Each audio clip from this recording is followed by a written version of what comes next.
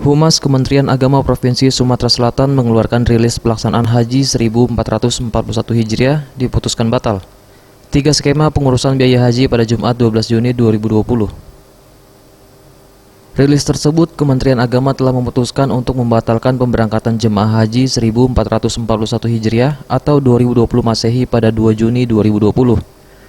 Terkait biaya perjalanan, Kakanwil Kementerian Agama Provinsi Sumatera Selatan Al-Fajri Zabidi menjelaskan, berdasarkan keputusan Menteri Agama nomor 494 tahun 2020 tentang pembatalan keberangkatan jemaah haji pada penyelenggaraan ibadah haji tahun 1441 Hijriah atau 2020 Masehi yang mengatur bahwa jemaah yang telah melunasi BIPIH tahun ini dapat mengajukan permohonan pengembalian setoran pelunasan BIPIH. Besaran BIPIH berbeda di 13 embarkasi, sehingga pemerintah telah menetapkan 3 skema mengenai pengurusan biaya haji. Jemaah dapat memilih salah satu skema yang telah ditetapkan.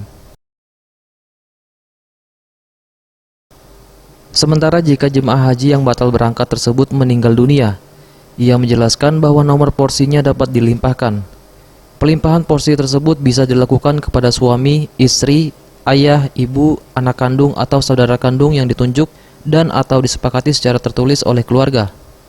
Pelimpahan nomor porsi tersebut selama kuota haji Indonesia masih tersedia. Tim Liputan, Sriwijaya TV.